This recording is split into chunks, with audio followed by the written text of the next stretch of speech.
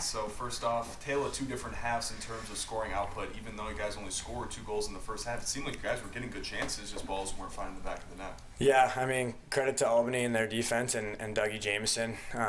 He's obviously a world-class goalie and can help them win games and stay in games, and that's what he did tonight, and gave them a really good chance. And we just wanted to trust the process and stay with it. Obviously the last game against Toronto too, we were struggling a little bit, and we didn't get many transition goals. And obviously it's defense first, but we emphasized getting some transition tonight because that's obviously something we pride ourselves on. And obviously we got a few of those and kind of helped push us over the edge a bit. How much of a lift, your goal at the end of the half, that transition goal, how much of a lift was that for the guys to carry into the locker room, and so you came out strong to start the second half? Yeah, I mean, just a great pass by, I think it was Spanger that hit me up there. And again, Dougie's a great goalie, and I played with him in the summer, and he likes to try and play mind games with you and bait you a little bit, and maybe thinks us D guys don't have the touch like some of the O guys. So I knew he was baiting me and wanted to put it back that short side. And I think, I don't know how much time was left in the quarter when that went in, but definitely a momentum boost for the team. Just being such a low-scoring game, and getting one going into the half and try and build off that. And I mean, if that's what it takes for us to get going a bit, and obviously that's a role that I try to play as best I can, and I like to think it helped us out for sure.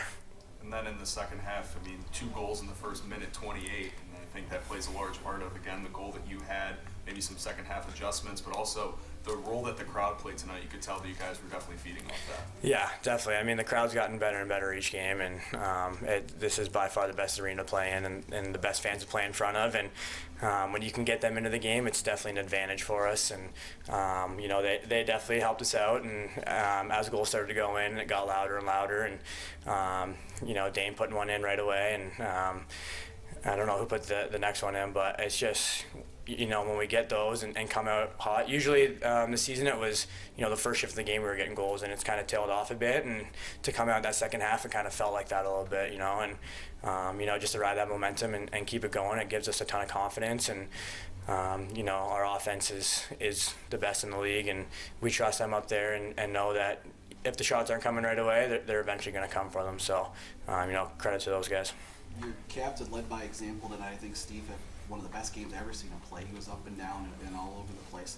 How much does that spark the defense when Steve was just having a night like that? Yeah, I mean, he wears the C for a reason. He's a vocal leader when he needs to be, but he's definitely a lead by example kind of guy. And when he plays a game like he did tonight, and he got player of the game, the belt that we give out, and rightfully so. And same thing. It's all confidence and momentum, and when a guy like that's playing out of his mind, it's really easy to follow. And everyone tries to match his mentality and his play style out there, and I think we did a really good job of it.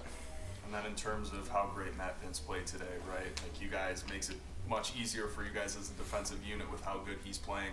One of the turning points of the game, it seemed like, was on that potential penalty shot. It would have made it a 1-goal game late, and he comes up with a big stop. How big was that for you guys? Yeah, I mean, he's by far the best goalie in the world, and I think he's proven that over the years, and he just continues to do it each game. And that we obviously don't want to give up a penalty shot, and I think Pre's hit himself a little bit for that one and owned up to it pretty quick. But with Vino back there, we know that we have a really good chance every game we go into, and he makes that huge save, and I think that's probably the turning point in the game for us. They put that in, and it's a much closer game, and the crowd probably dies down a little bit, and he makes that save, and it's the complete opposite, and the crowd goes absolutely crazy. So again, back to the fans and Bandit Land, coming up huge for that, and Vino coming up huge as well, and I think we were able to ride that momentum the rest of the game and close it out. And then lastly, in terms of looking ahead for next week against Toronto, a team that you guys just played last week, what are the first sort of thoughts that you have about facing them in a best of 3? Revenge. They've gotten the best of us this year, obviously getting us 2 of the 3 games, and now it goes to a series the rest of the playoffs, and obviously our mind focuses right to them right away. And luckily for us, we only played them a week ago, and it's still pretty fresh in our mind, and we can go back to losing that game when, I think we played 3 really good quarters that game and dictated the pace, and they brought it to us in the fourth, and, we didn't really know how to react, and because we haven't really faced a ton of that adversity. So I think it was good to be able to face that against them, and, obviously we have a lot of film on them, a lot of experience. It's a rivalry every time we play them, and it only amplifies it in the playoffs. So obviously preparation starts right now, and we're really excited to get ready to face Toronto. Awesome. Thanks, Mickey. Thanks, Ian. Sweet. Thank you.